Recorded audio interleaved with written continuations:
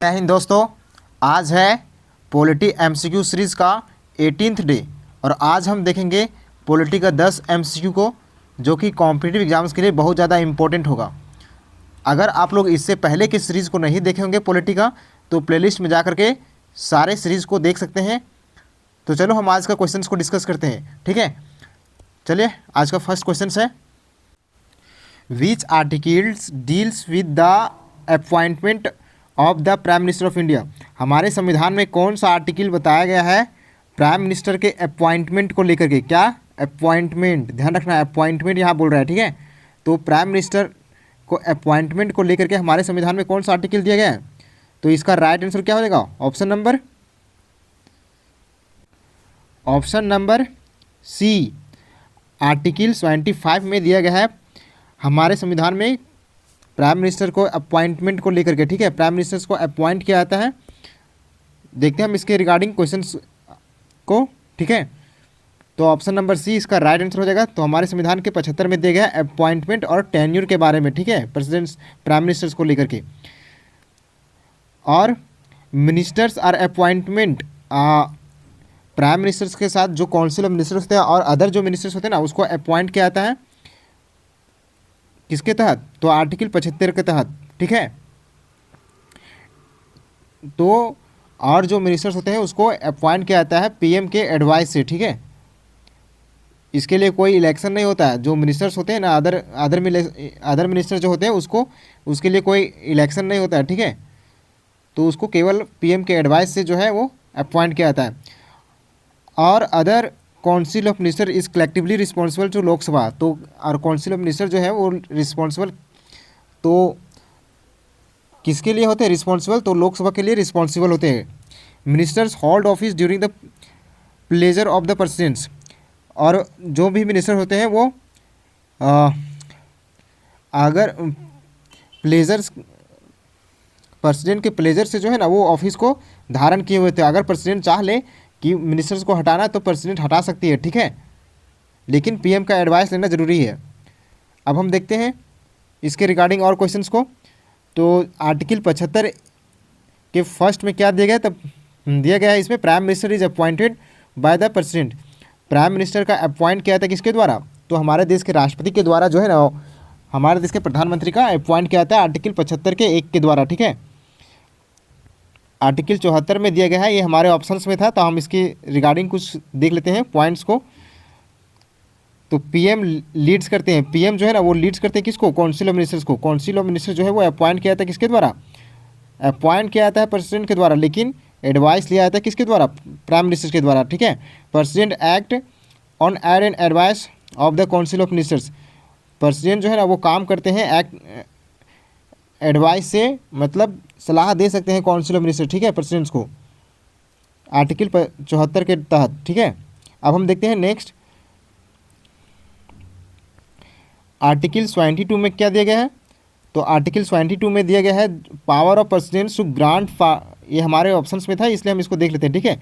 तो प्रेसिडेंट को पावर दिया जाता है पार्डन, क्षमा करने का, ठीक है, रिप्रैप्स करने का, रिस्पैट्स करने का, रिविजन्स करने का और कम्यूटेशंस। हम इसके लिए इसका मतलब क्या होता है हम सारे के बारे में जो है ना वो कल डिस्कस कर चुके हैं, तो कल का लेक्चर में जाकर के देख सकते हो, ठीक है। इतना ध्यान रखो कि आर्टिकल 72 के तहत जो है ना वो प्रेसिडेंट्स को पार्डनिंग पावर, यानी क्षमा शक्ति जो है ना प्राप्त होता है किसी भी इंसान को। अगर यहाँ तक कि किसी इंसान को डेथ सेंटेंस पे अगर सुना दिया गया हो तो प्रेसिडेंट अगर चाह ले कि उसे माफ़ करना तो उसे माफ़ कर सकती है, ठीक है, या फिर उसका सज़ा को जो है ना वो कम भी कर सकती है। हम इसके बारे में हम बताए हैं कल के वीडियो में, जाकर देख सकते हो, ठीक है। अब हम देखते हैं आज के आर्टिकल 26 के बारे में। तो आर्टिकल 26 जो है वो प्रोवाइड करता है क्या? Attorney general of India. अब अटॉर्नी जनरल क्या है तो हम इसके बारे में भी हम पहले चर्चा कर चुके हैं, जाके देख सकते हो। लेकिन अभी हम थोड़ा सा बता दें कि अटॉर्नी जनरल जो है ना वो लीगल एडवाइजर होता है सेंट्रल गवर्नमेंट्स का। सेंट्रल गवर्नमेंट्स का क्या होता है? लीगल एडवाइजर होता है। हाईएस्ट जो है ना लीगल एडवाइजर होता है सेंट्रल गवर्नमेंट्स का। और वही हम बात करें स्टेट गवर्नमेंट्स का लीगल एडवाइजर कौन होता है? तो स्टेट गवर्नमेंट्स का लीगल एडवाइजर का क्या नाम है उसका?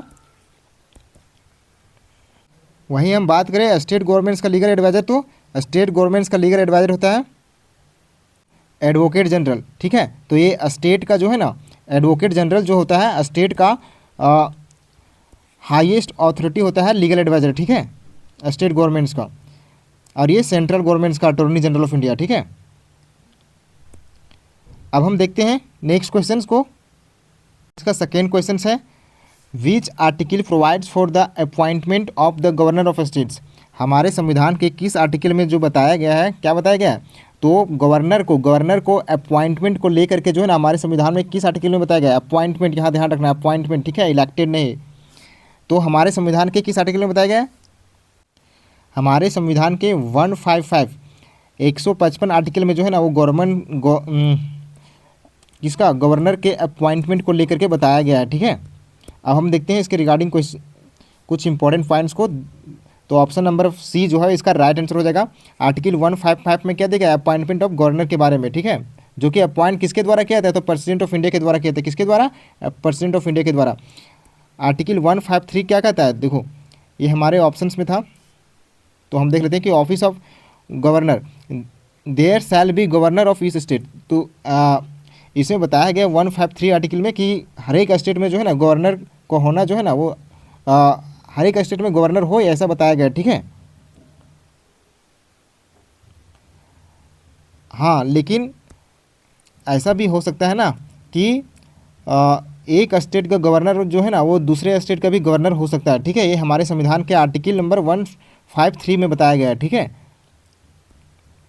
आर्टिकल 156 में क्या दिया गया है, टर्म ऑफ ऑफिस।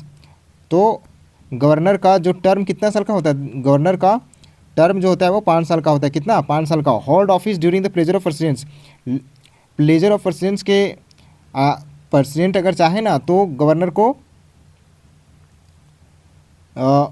रिमूव किया जा सकता है, ठीक है, प्रेसिडेंट के द्वारा। Can resign by writing to the, अगर गवर्नर कोई चाहे रिजाइन देना तो वो क्या लिखित रूप से जो है प्रेसिडेंट को देना पड़ता है। किसको, प्रेसिडेंट को। आर्टिकल 157 के बारे में हम जानते हैं, तो इसके बारे में क्वालिफिकेशंस के बारे में दिया गया, ठीक है। तो ये कम से कम जो है ना, अगर किसी को गवर्नर बनना हो तो उसके लिए सिटीजन्स ऑफ इंडिया होना चाहिए, कम से कम भारत का नागरिक होना चाहिए, और 35 साल से ज़्यादा होना चाहिए। कितना, 35 साल से, ठीक है। आर्टिकल 159 में क्या दिया गया, सो देखो, ओथ एंड अफर्मेशंस, ओथ या अफर्मेशंस, ठीक है। इसमें देखो गवर्नर को जो है ना वो ओथ कौन दिलाता है, तो गवर्नर को जो ओथ दिलाता है ना, शपथ जो है वो कौन दिलाता है, हमारे देश की हमारे राष्ट्र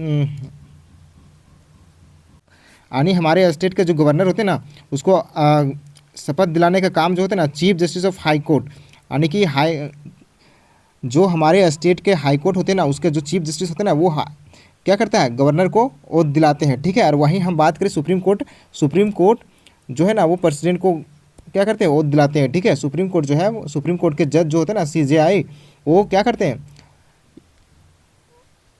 प्रेसिडेंट को ओथ दिलाते हैं, या फिर उसके ना रहने पर वहाँ के सीनियर मोस्ट जज, ठीक है। और उसी तरीके से यहाँ पे अगर हाई कोर्ट के जज ना हो, चीफ जस्टिस, हाई कोर्ट के चीफ जस्टिस अगर ना हो, तो वहाँ स्टेट का जो है ना सीनियर मोस्ट जज हाई कोर्ट का, वो जो है वो किसको, गवर्नर को शपथ दिलाते हैं, ठीक है।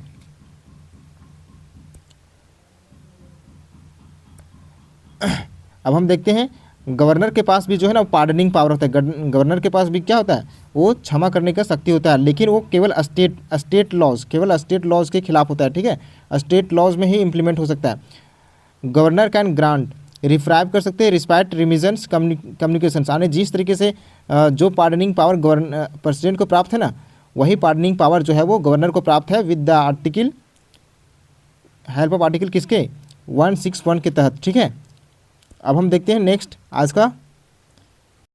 तो आज का थर्ड क्वेश्चन है, which article provides for the oath of office of the president of India. कौन सा आर्टिकल जो है ना प्रोवाइड्स करता है प्रेसिडेंट ऑफ इंडिया को ओथ दिलाने का। हमारे संविधान में जो है वो कौन सा आर्टिकल दिया गया है प्रेसिडेंट को ओथ दिलाने के बारे में।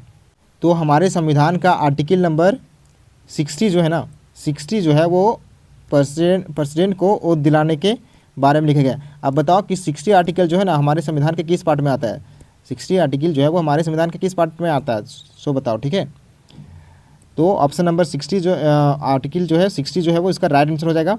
आर्टिकल 60 में प्रेसिडेंट के ओथ से रिलेटेड जो है वो बात किया गया है, ठीक है।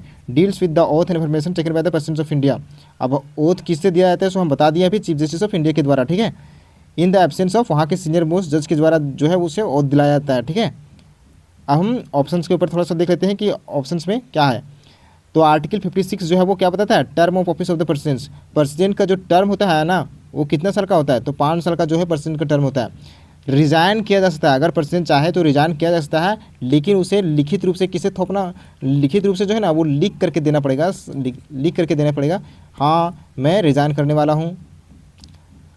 मतलब कोई भी कंडीशंस हो, प्रेसिडेंट चाहे तो रिज़ाइन दे सकते हैं, तो लिखित रूप से उसे देना पड़ेगा। वाइस प्रेसिडेंट को जो है ना वो रिज़ाइन करके लिखित रूप से देना पड़ेगा। ठीक है, जैसे अभी जगदीप धनखड़ जो थे ना वो रिजाइन पत्र दिए थे, लिखित रूप से रिजाइन पत्र दिए थे ना किसको, द्रौपदी मुर्मू को। ठीक है, तो उसी तरीके से हमारे देश के राष्ट्रपति अगर चाहे रिजाइन देना तो वो वाइस प्रेसिडेंट को रिजाइन दे सकते हैं। ठीक है,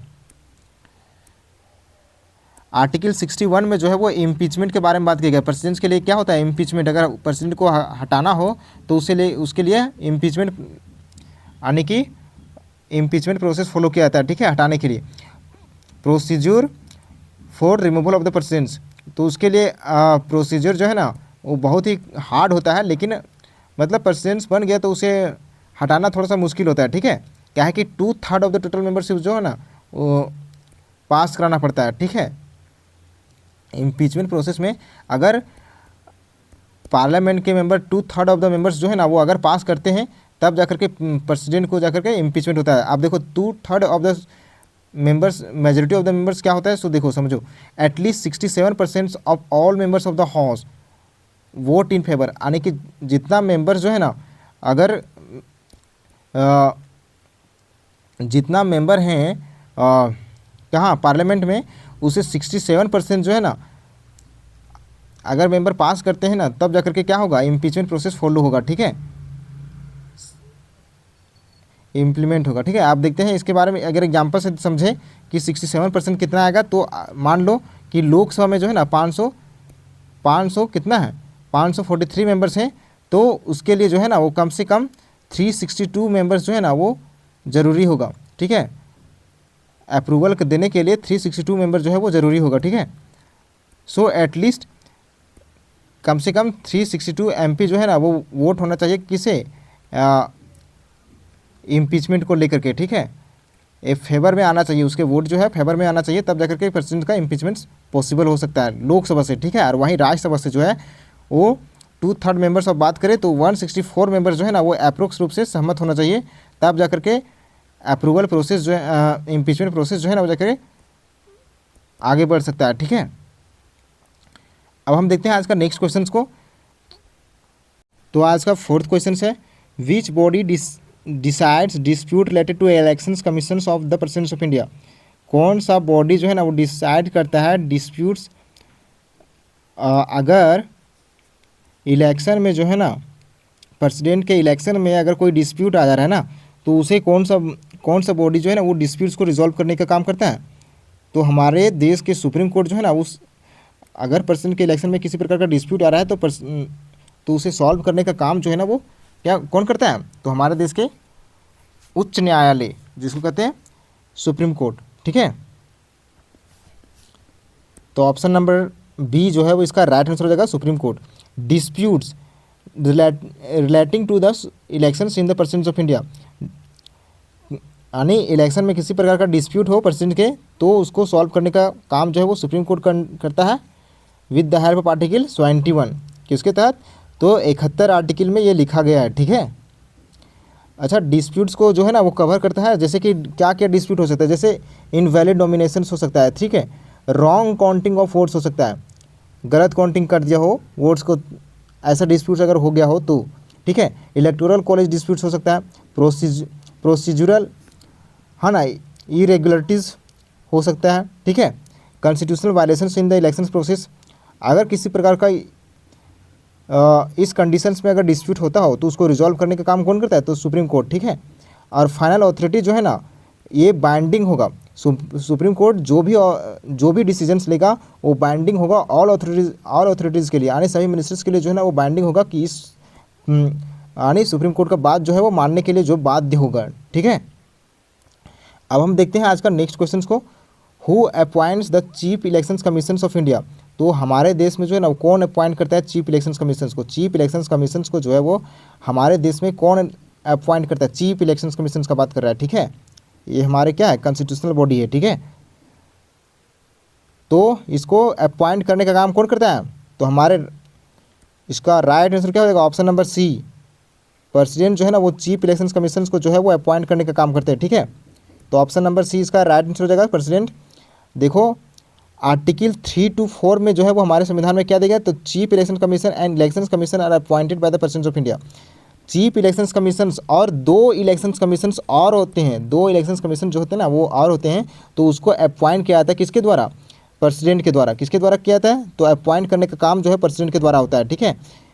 तो हमारे संविधान के किस आर्टिकल में लिखा गया है, हमारे संविधान के आर्टिकल 3 to 4 में 3 to 4 के 2 में लिखा गया है, ठीक है। देख सकते हैं कि कौन कौन होते हैं, एक चीफ इलेक्शन कमीशन और अदर जो होते हैं दो इलेक्शन कमीशन होते हैं जिसको अपॉइंट करता है प्रेसिडेंट, ठीक है। इसका टेन्यूर क्या होता है, तो fix by law of implement. इसका टेन्यूर जो होता है ना 6 साल का होता है, कितना, 6 साल का या फिर 65 साल तक। कहाँ तक, मैक्सिमम एज कितना होता है, 65 साल, ठीक है। हाँ, अगर रिमूवल प्रोसेस का बात करें, क्या चीफ इलेक्शन कमीशन को हटाया जा सकता है, हाँ हटाया जा सकता है, लेकिन थोड़ा सा आसान नहीं है, ठीक है। हटाने के लिए इसको 2/3 of the majority of the members जो है ना वो प्रेजेंट एंड वोटिंग होना चाहिए, ठीक है। जिसे इसके लिए इम्पीचमेंट मोशन जो है ना वो इंट्रोड्यूस किया जाता है, ठीक है, पार्लियामेंट में। मस्ट भी पास, और ये ज़रूरी होता है ना कि लोकसभा और राज्यसभा दोनों से पास हो। इम्पीचमेंट प्रोसेस को अगर चीफ इलेक्शन कमीशन के लिए लाना हो तो उसे ये ज़रूरी होता है कि लोकसभा और राज्यसभा दोनों से पास होना ज़रूरी होता है, ठीक है। और उसके लिए जो ज़रूरी पड़ता है वो स्पेशल मेजोरिटी क्या होता है, तो चीफ इलेक्शन कमीशन को हटाने के लिए जो है वो special majority of the members की ज़रूरत पड़ता है, ठीक है। स्पेशल मेजोरिटी मतलब 2/3 of the majority of the members जो है ना प्रेजेंट एंड वोटिंग का बात कर रहा है, तो उसके पक्ष में होना चाहिए, तब जाकर के क्या होगा, इम्पीचमेंट आ सकेगा या फिर हटाया जा सकता है उस चीफ इलेक्शन कमीशन को। आफ्टर दिस प्रेसिडेंट जो है ना वो क्या कर सकते हैं, तब जाकर के प्रेसिडेंट जो है वो मतलब रिमूव कर सकते हैं, ठीक है। अगर 2/3 मेंबर्स पक्ष में आ गए हैं, ठीक है, लोकसभा और राज्यसभा के, तब जाकर के क्या होगा, इम्पीच किया जा सकता है, ठीक है। अब हम देखते हैं आज का नेक्स्ट क्वेश्चन को। नेक्स्ट क्वेश्चन है which article deals with the union budgets of India. तो हमारे संविधान के किस आर्टिकल में दिया गया है यूनियन बजट के बारे में, हमारे संविधान के किस आर्टिकल में दिया गया यूनियन बजट। तो यूनियन बजट क्या होता है पता है, यूनियन बजट और एक स्टेट बजट होता है। स्टेट बजट भी, इसका राइट आंसर क्या हो जाएगा बताओ, इसका राइट आंसर जो हो जाएगा ना ऑप्शन नंबर बी इसका राइट आंसर हो जाएगा, ठीक है। आर्टिकल नंबर 112 में जो है वो दिया गया है यूनियन बजट के बारे में। कहाँ पे, आर्टिकल 112 में जो है वो यूनियन बजट के बारे में दिया गया है। देख सकते हो इसका राइट आंसर जो हो जाएगा 112। आर्टिकल 112 क्या बात करता है, तो प्रोवाइड्स करता है एनुअल फाइनेंशियल स्टेटमेंट्स के बारे में। एनुअल फाइनेंशियल बोलते हैं यूनियन बजट के बारे में बात करता है, ठीक है। हमारा जो बजट पेश होता है अभी हाल ही में जो निर्मला सीतारमण ने अपना वो कितनावां बार जो है निर्मला सीतारमण जो है ना पार्लियामेंट में बजट पेश की, ये बताओ। पार्लियामेंट में निर्मला सीतारमण जो है वो कितनावां बार जो है वो बजट पेश की, सो बताओ।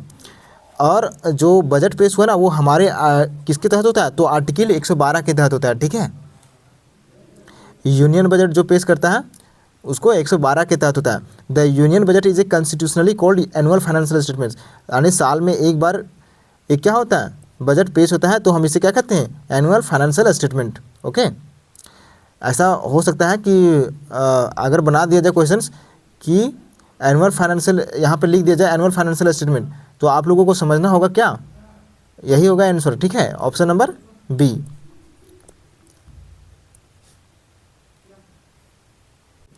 It is presented every year before parliaments, यानी कि हर एक साल जो है ना जब पार्लियामेंट का सेशन शुरू होता है ना उससे हर एक साल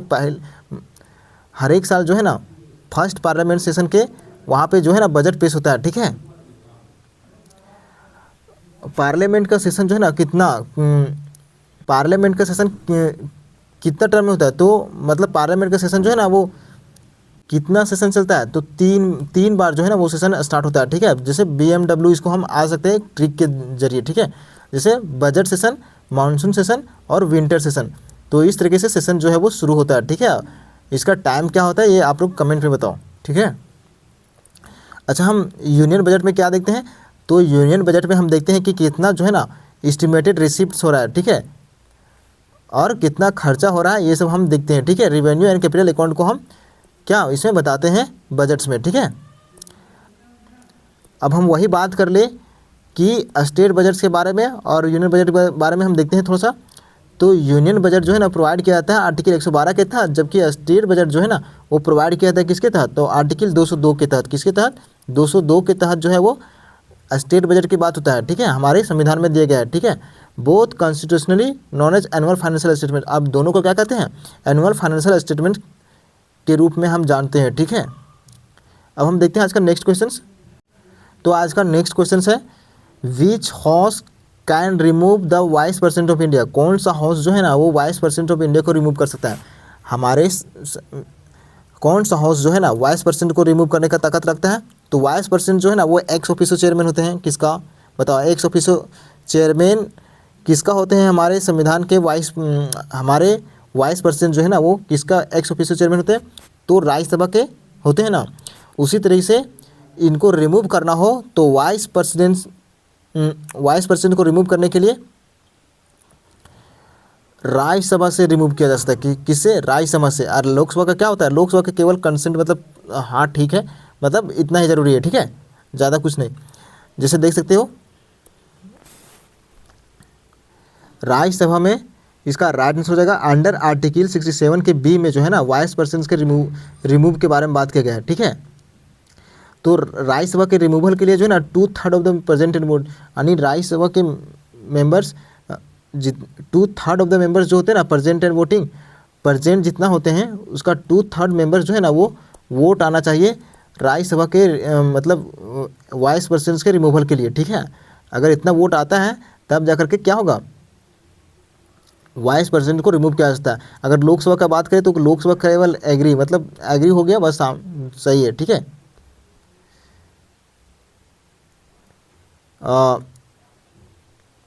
एक एग्जाम्पल से समझो कि 2/3 ऑफ द मेंबर्स कितना होगा, ठीक है। 2/3 ऑफ द मेंबर्स अगर समझे, जैसे मान लो 2/3 ऑफ द मेंबर्स समझाने के लिए बात कर रहे हैं, ठीक है।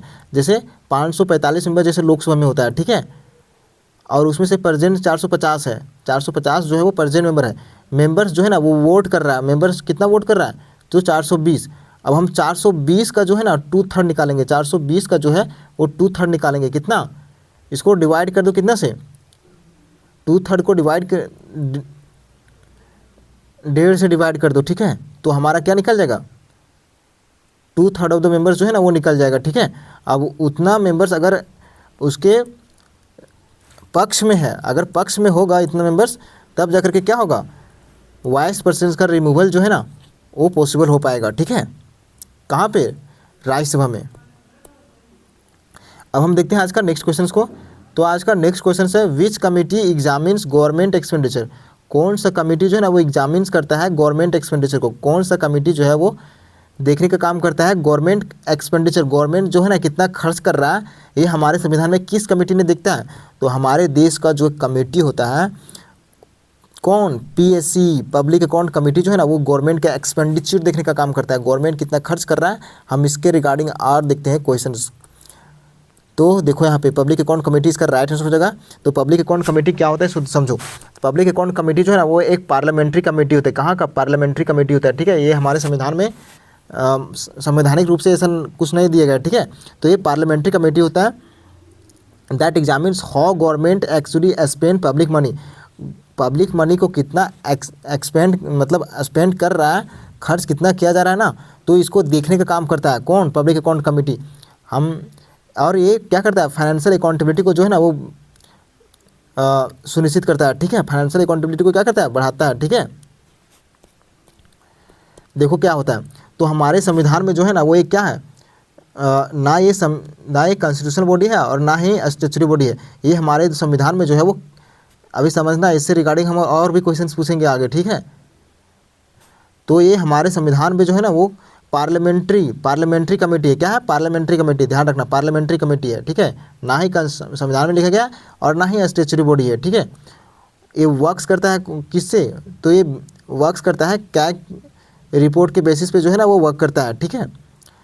हाँ, एक बात ध्यान रखो, यहाँ पे ध्यान रखने वाली बात है कि इसका जो मेंबर होते हैं ना, पब्लिक अकाउंट कमेटी में जो मेंबर होते हैं वो लोकसभा के कितना, लोकसभा के 15 मेंबर होते हैं और राज्यसभा के 7 मेंबर होते हैं। तो इसके लिए इलेक्शंस होता है, ठीक है।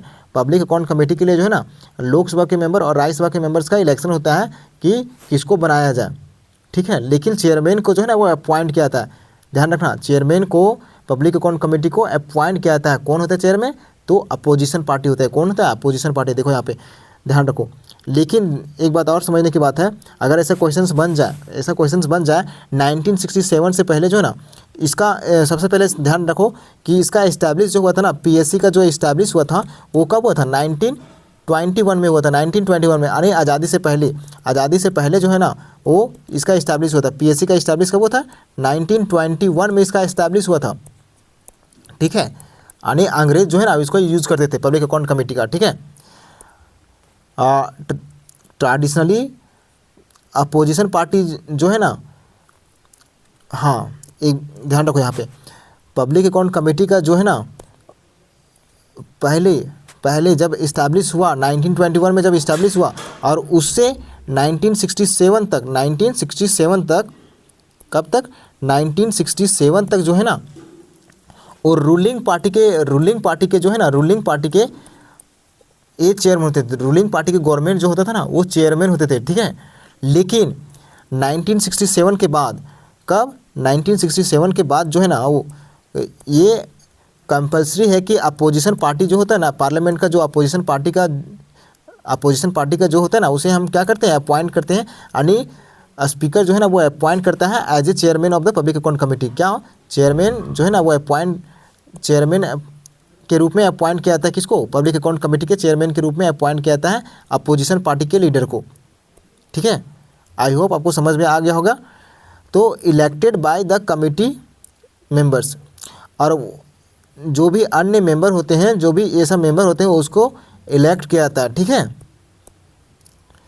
देखो यहाँ पे ध्यान रखो, इलेक्शन मेथड जो होता है इनका क्या होता है? Election method, members are elected through the principle of proportional representation. यानी और जो मेंबर्स होते हैं लोकसभा के और राज्यसभा के जो मेंबर होते हैं ना उसको अपॉइंट किया जाता है, मतलब उसको जो है ना वो इलेक्ट किया जाता है प्रोपोर्शनल रिप्रेजेंटेशन मेथड से, ठीक है। Bye means single transferable votes के तहत जो है ना वो अपॉइंट किया जाता है, ठीक है। इसको समझाने में थोड़ा टाइम लग जाएगा, सिंगल ट्रांसफरेबल वोट, इसलिए हम आगे बढ़ते हैं अभी, ठीक है। चेयरमैन का सिलेक्शन जो होता है वो हम बता दिए कि चेयरमैन का सिलेक्शन जो है वो सिंस 1967 से पहले रूलिंग पार्टी के होते थे चेयरमैन, लेकिन उसके बाद जो है वो अपोजिशन पार्टी के लीडर जो है वो चेयरमैन होते हैं, ठीक है, पब्लिक अकाउंट कमेटी का। और रिस्ट्रिक्शंस का बात करें तो a ministers can not be elected as a member of the committee. हाँ, यहाँ पे समझने वाली बात है, अभी इससे रिलेटेड हम क्वेश्चन पूछेंगे, ठीक है, ध्यान रखना। तो मिनिस्टर होते हैं ना, अदर मिनिस्टर जैसे कैबिनेट मिनिस्टर और अदर मिनिस्टर जो होते हैं वो क्या इसके मेंबर नहीं हो सकते हैं, पब्लिक अकाउंट कमेटी के जो है ना मेंबर नहीं हो सकते हैं, ध्यान रखना। नहीं तो क्या होगा, जो हमारा एक्सपेंडिचर को देखने का काम कर रहा है, जो हमारे खर्चा को देखने का काम कर रहा है, जो खर्चों का हिसाब रखना रहता है ना, वो क्या करेगा, ये अपने निपटा लेगा। नहीं, अभी इतना घूसखोर है तो अगर इसको बना दिया जाए तो क्या करेगा, ये पता ना कितना शहर बसा लेगा ये सब। अब हम देखते हैं, तो ये चीज़ समझ में आ गया होगा। अब हम देखते हैं आज का नेक्स्ट क्वेश्चन है, ये पीएससी से रिलेटेड है, ठीक है, ध्यान रखना, पीएससी से रिलेटेड है।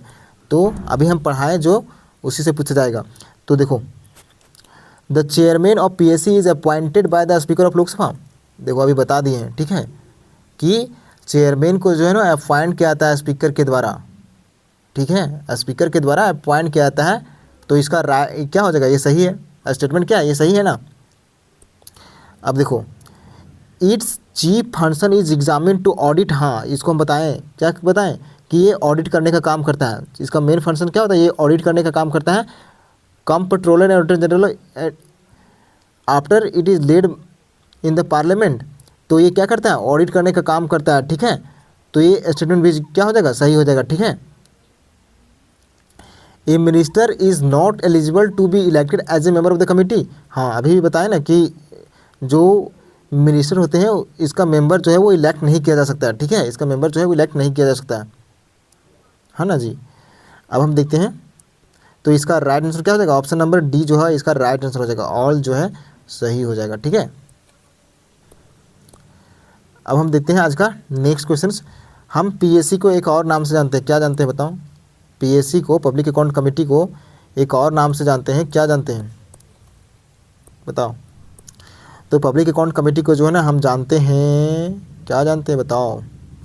क्या क्या क्या क्या देखता है ये बताओ, किस चीज़ के बारे में देखता है? तो ये फाइनेंशियल, क्या देखता है? फाइनेंशियल रिलेटेड देखता है, तो इसको हम बोलते हैं फाइनेंशियल वॉचडॉग के नाम से भी जाना जाता है, किसको? पब्लिक अकाउंट कमेटी को। ओके, तो ऑप्शन नंबर सी जो है वो इसका राइट आंसर हो जाएगा। फाइनेंशियल वॉचडॉग के नाम से हम जानते हैं। पब्लिक अकाउंट कमेटी जो है मॉनिटर करने का काम करता है कि गवर्नमेंट जो है वो क्या क्या खर्च कर रहा है, तो इसको क्या करता है? मॉनिटर करता है, ठीक है। थैंक यू, आज का एमसीक्यू इतना ही था। Take care, bye bye.